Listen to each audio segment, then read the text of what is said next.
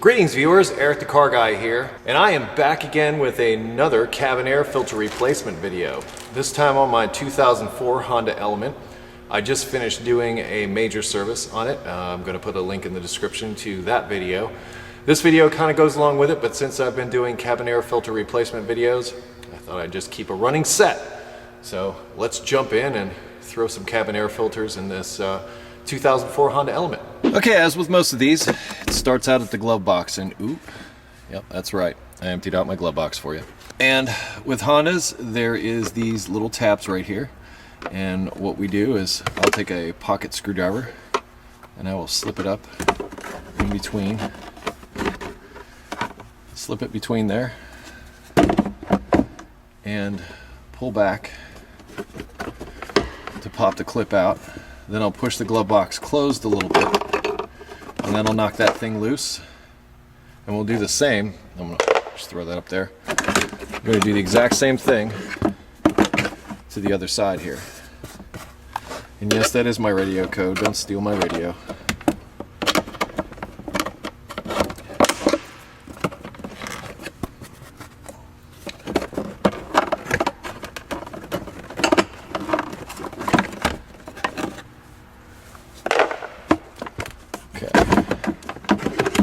As soon as we get our light out of here, the glove box will violently drop down. And now we can see just the ease of which we can do this. And you know, this type of service can save you bunches of money. Alright, there's just a little clip there, and we can just move that piece out of the way. There are two of these things, these containers. Let's see how dirty EricTheCarGuy's air filters are. And are they as bad as the other ones? Not as bad, because you know what? EricTheCarGuy does these on a somewhat regular basis. Throw that down there. Second one, slide it over, pull it out in the same manner. There we go. And there we go. We have old air filters. Just gonna pick those up here, make them easier to get to. And these just fall out. Goodbye. I said goodbye. You will note on the outside of here, I don't know if you can see this clearly or not, get some contrast going. There we go. There are little arrows that say airflow. There are little arrows on the sides of these that say airflow. You want to make sure those arrows are pointing in the same direction when you assemble these, because they are directional. They wouldn't put that on there if it didn't mean something. Now these are aftermarket filters, which work just fine. Think of them as that sometimes you have to fidget with them a little bit to get them to fit properly. But there's like a little slot down in here that this pleat needs to fit into. And if not, it will not fully assemble correctly. There we go.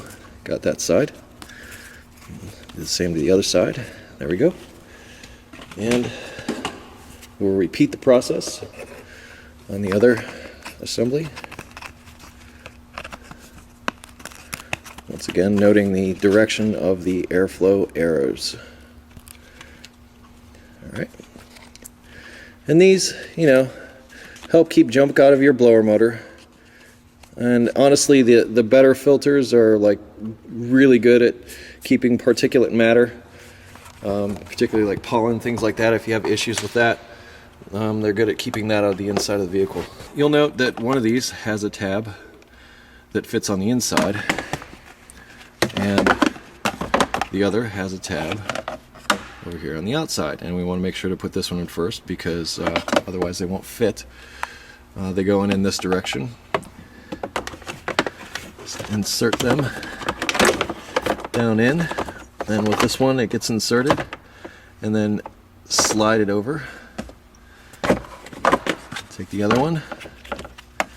Make sure you put it in correctly, Eric. Once again, insert it down in there. Take your cover And there's a little tab here that needs to fit into this slot. Slide it into that slot in the correct orientation. The foam actually goes towards the filters.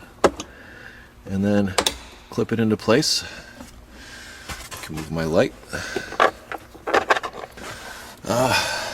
Then to reinstall these clips one-handed, they go through the back like that, and then you can almost just let them hang, and then they clip into place. I don't think I quite got that in there correctly. Now it's in farther.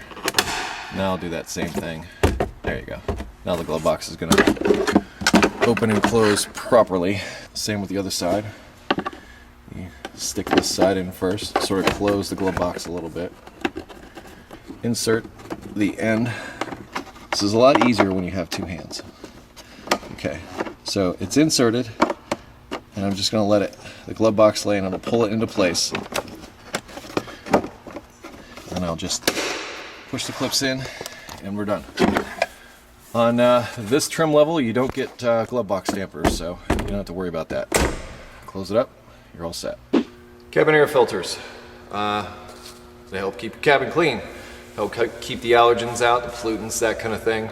And generally, also, number one thing that they do is they actually help prevent mold on the evaporator. Before the days of cabin air filters, we used to have like stinky HVAC systems, particularly in humid areas, because mold would grow on the evaporator itself. Much less so with these cabin air filters. I don't really have problems with evaporator odor like I used to, which used to require removing the evaporator, cleaning it with soap and water, and putting it back in. Some companies came up with this nice little spray stuff you could spray in the vents that would help eliminate the odor, but it wouldn't go away forever. You kind of have to retreat. But anyway, I hope this information was useful to you. If you have automotive questions, I would ask that you visit me at EricTheCarGuy.com, where you type in a couple of keywords to the search function at the top of the page. And if you can't get an answer there, feel free to sign up for the site and ask a question over the service and repair section over at our forum. We'll be happy to help you there. You can also find me, Google+, Facebook, and Twitter, and I close with be safe, have fun, and stay dirty. And there is links in the description to that full service on this element, and a link to EricTheCarGuy.com. Stay dirty. See you later.